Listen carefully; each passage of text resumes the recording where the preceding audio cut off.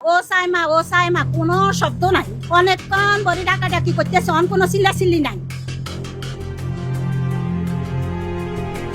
বাবার মৃত্যুর পর যে মা তার ৩ কন্যা সন্তানকে বুক দিয়ে আগলে রেখেছিলেন, আজ সেই মা সহ পুরো পরিবারটি এক নিমিষে ধুলোয় মিশে গেল। ঢাকা বিশ্ববিদ্যালয়ের করিডোরে যে সাইমার উজ্জ্বল ভবিষ্যৎ গড়ার কথা ছিল, সেই সাইমার নিথর দেহ আজ খাটিয়ায়। মেজ বোন ইকরা আর ৯ বছরের ছোট্ট শিশু শিফা কেউ বাঁচতে পারল না।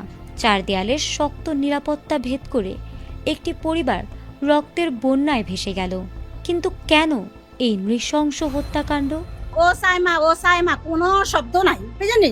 অনেকক্ষণ বড়ি ডাকাডাকি করতেছে, কোনো চিল্লাচিল্লি নাই। তদন্তে জানা গেছে, এই নৃশংস হত্যাকাণ্ডের মূল কারিগর নোয়াখালীর সুবর্ণচরের অন্তর মজুমদার। পেশায় সে একজন সাধারণ ভ্রাম্যমাণ ফল বিক্রেতা। তবে শিউরে ওঠার মতো তথ্য হলো, অন্তর অচেনা কেউ ছিল না। সে দীর্ঘ বেশ কয়েক মাস আগে এই একই ভবনে ভাড়াটিয়া হিসেবে থাকত। সেই সুবাদে বাবাহারা এই অসহায় পরিবারটির সাথে তার আগে থেকেই জানাশোনা ছিল।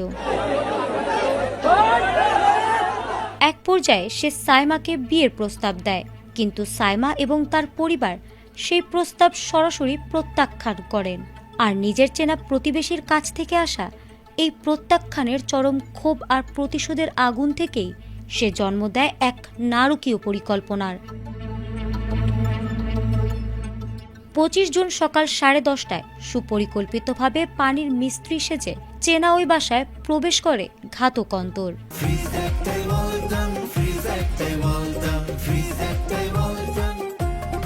ঘরে ঢুকেই সে ধারালো অস্ত্র দিয়ে মা ও ৩ বোনের ওপর ঝাঁপিয়ে পড়ে। ভেতর থেকে যখন বাঁচাও বাঁচাও বলে চিৎকার আসছিল, তখন বাইরে ঘটে এক অবিশ্বাস্য ঘটনা।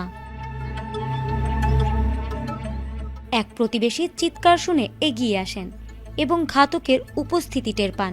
ঠিক ওই মুহূর্তে ঘাতক প্রায় নগ্ন অবস্থায় রক্তমাখা শরীর নিয়ে ঘর থেকে বের হওয়ার চেষ্টা করছিল। তখন সেই প্রতিবেশী চরম সাহসিকতা দেখান।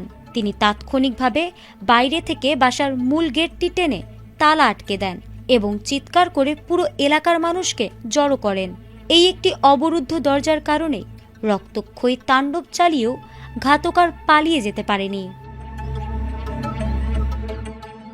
কিন্তু ততক্ষণে ঘরের ভেতরে তৈরি হয়েছে এক লাশের স্তূপ। ঘটনাস্থলেই মারা যান মা শাহিনুর ও ছোট বোন শিফা এবং সাইমা। মেজ বোন ইকরাকে আশঙ্কাজনক অবস্থায় হাসপাতালে নেওয়ার পথেই শেষ নিঃশ্বাস ত্যাগ করে। এদিকে গেট আটকে দেওয়ায় খাঁচায় বন্দি পশুর মতো আটকে পড়া ঘাতক অন্তরকে ধরে ফেলে উত্তেজিত জনতা। ক্ষুব্ধ মানুষের গণপিটুনিতে গুরুতর আহত হয়ে হাসপাতালে চিকিৎসাধীন অবস্থায় মারা যায় সেই নরপিশাচও। কিন্তু ঘটনার এখানেই শেষ নয়। মূল ঘাতক অন্তর গণপিটুনিতে মারা যাওয়ায় এই মামলার তদন্ত এখন এক জটিল সমীকরণের মুখোমুখি। তদন্ত সংশ্লিষ্ট সূত্র এবং স্থানীয় অপরাধ বিশ্লেষকদের মতে, একজন সাধারণ মানুষের পক্ষে সম্পূর্ণ একা একটি বাড়িতে ৪ জন নারীকে কোনো প্রতিরোধ ছাড়াই নিখুঁতভাবে খুন করা প্রায় অসম্ভব। তাই এর পেছনে কোনো পেশাদার অপরাধী চক্রের ব্লুপ্রিন্ট বা অন্য কোনো সহযোগী ছিল কিনা তা নিয়ে ধোঁয়াশা তৈরি হয়েছে। মূল আসামি জীবিত না থাকায় সত্য উদ্ঘাটন করা পুলিশের জন্য বড় চ্যালেঞ্জ হলেও পুলিশ এখন ফরেনসিক ও তথ্য প্রযুক্তির সহায়তায় পর্দার পিছনের কুশীলবদের খুঁজছে। ফারহানা হক, ATN বাংলা।